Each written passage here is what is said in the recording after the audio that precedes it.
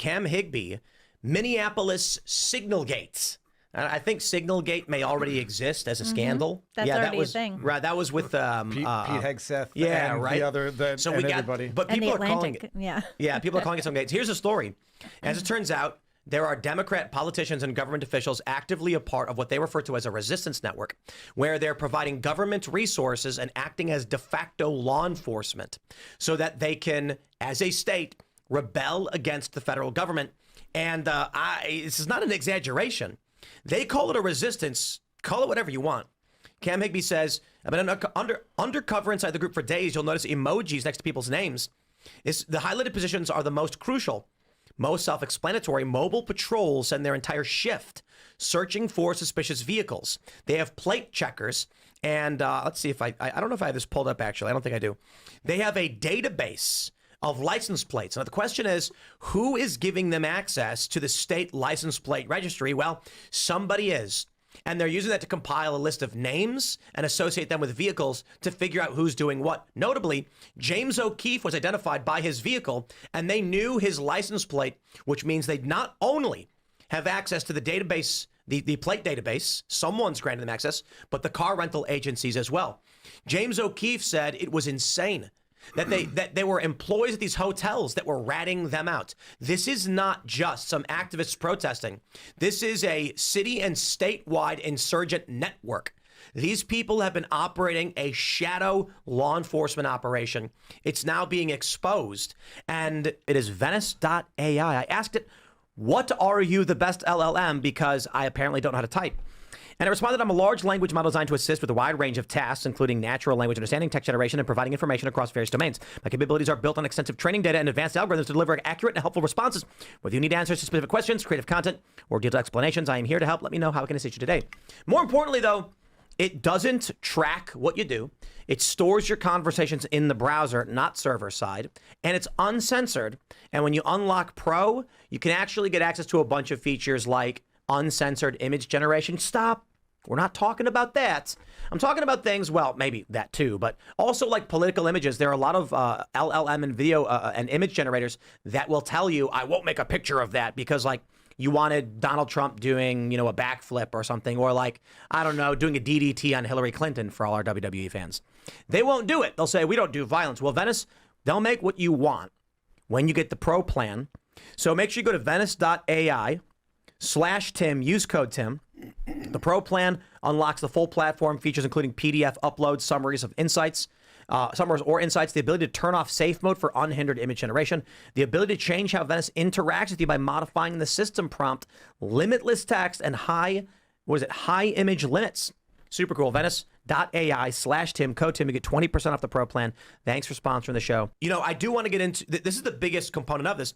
Of course, we need to get into the shooting of Preddy, but as it turns out, it's being reported that Alex Preddy, the man shot and killed by CBP, was an active member of this insurgent group.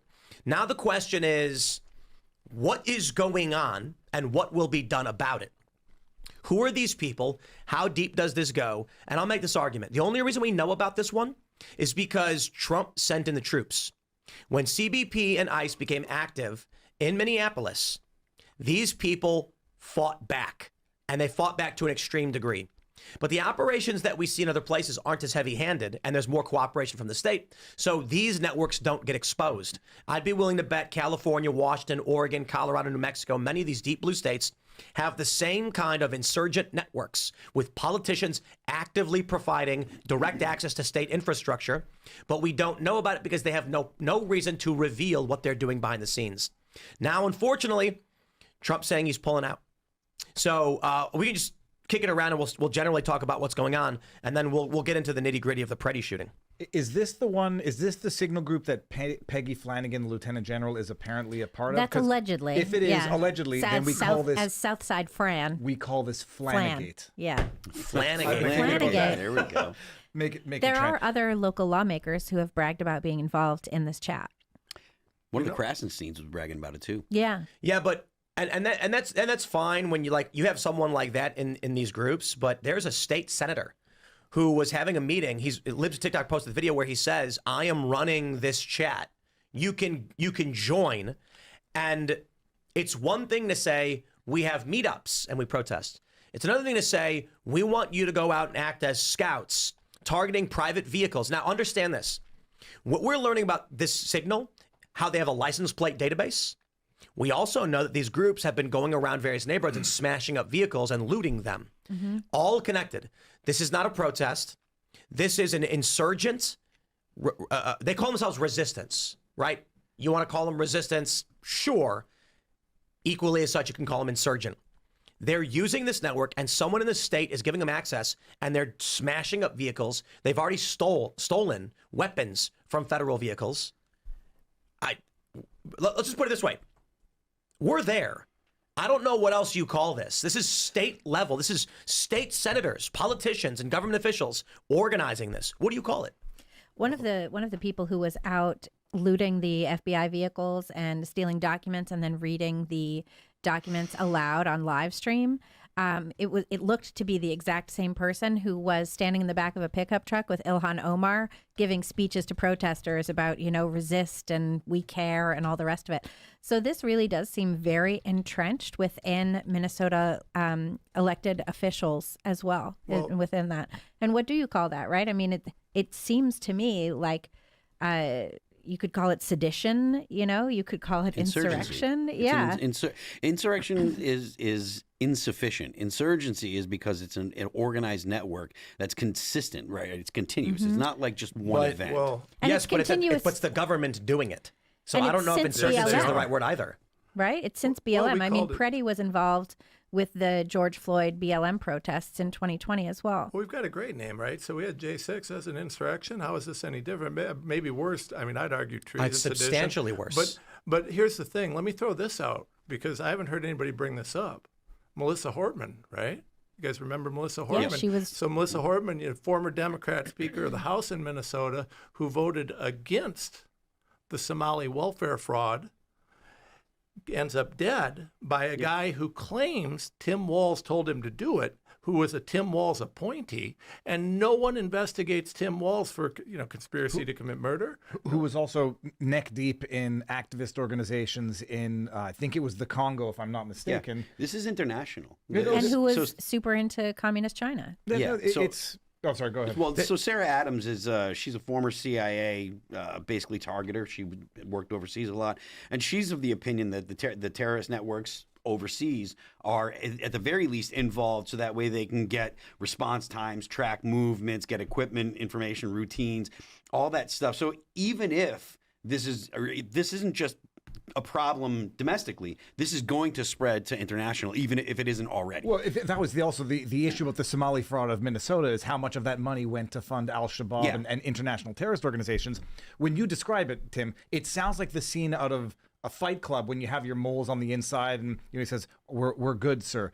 And I don't want to reach out the tentacles of conspiracy theory too much, but I do think back to Charlie Kirk's assassination, where if you have activists within organizations that tell you that you have security where you don't, so that they can be part of this resistance movement to go after these certain voices, part of me was always asking the question as to how the roof was left open. And if you have actors who are in on what's going to happen because people had advanced knowledge of it, then leaving deliberate weaknesses open, it sounds exactly what's happening right now. And if they go after James O'Keefe by getting his license plate from the car rental, you have activists within who are participating in facilitating acts of violence against the people who are documenting it, speaking out, and arguably changing the mind. So that's where my mind goes, and I don't think it's totally untenable. Let me show you this video, guys. This is from Frontlines, and it is an officer from the Federal Bureau of Prisons covered in blood.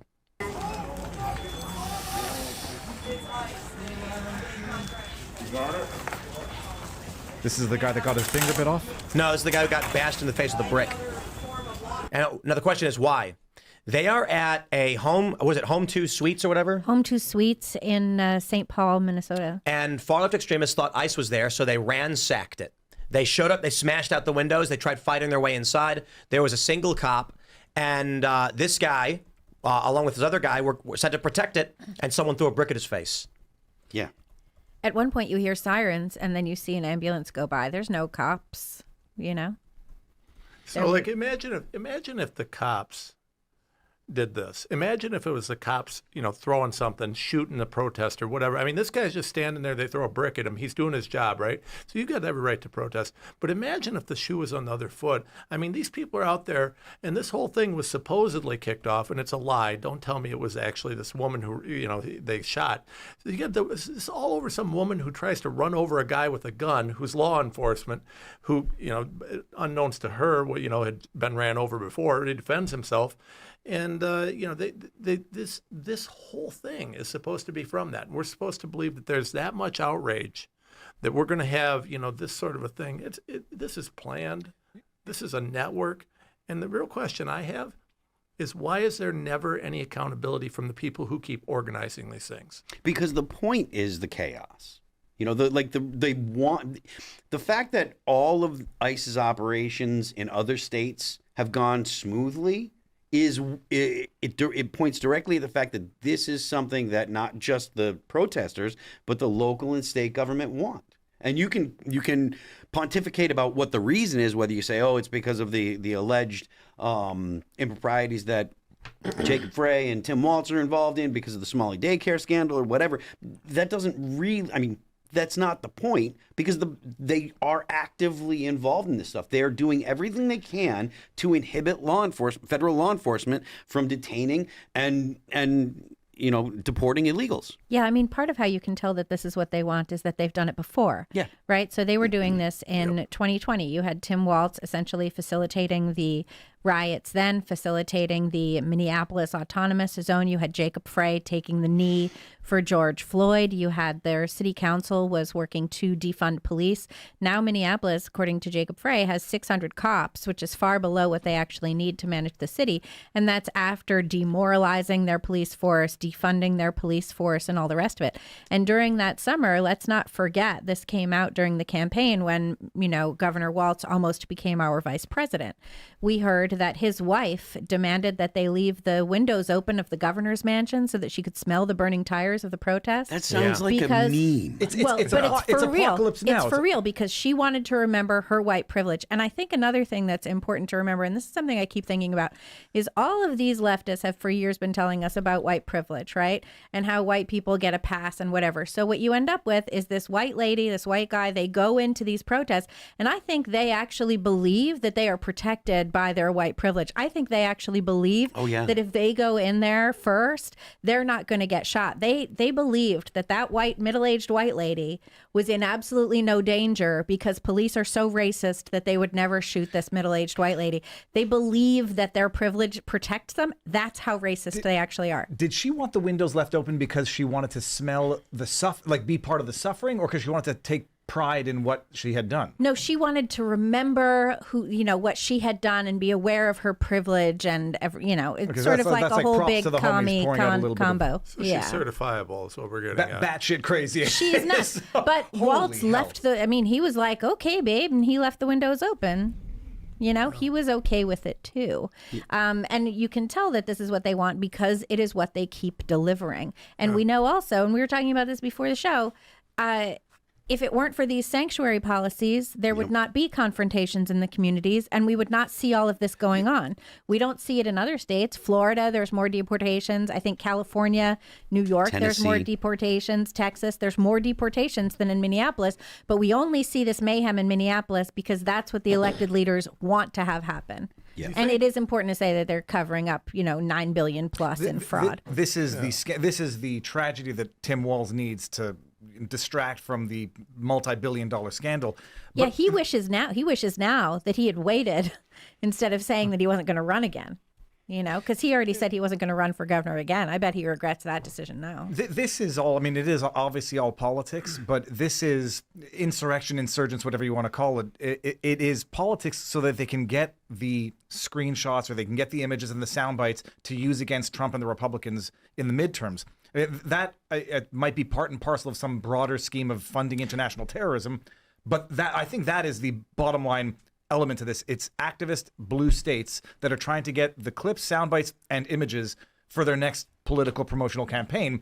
And then the problem is not to give them that which they so desperately want. Every night, don't forget, all of these activist groups are holding online virtual trainings. You know, the Women's March is holding a virtual training tonight so that they can tell everyone how to resist more and all of the rest of it. And they're just one group, you know, that I'm still on the list of. And there's dozens of other ones that are doing the exact same thing. And there's pamphlets, there's whole documents that tell you how to use your car, you know, how to de-arrest people, how to obstruct law enforcement without, you know, taking any culpability for yourself. Thanks for checking out this clip from Timcast IRL. Make sure to watch the show live Monday through Friday at 8 p.m. Subscribe to this channel, and we will see you all there.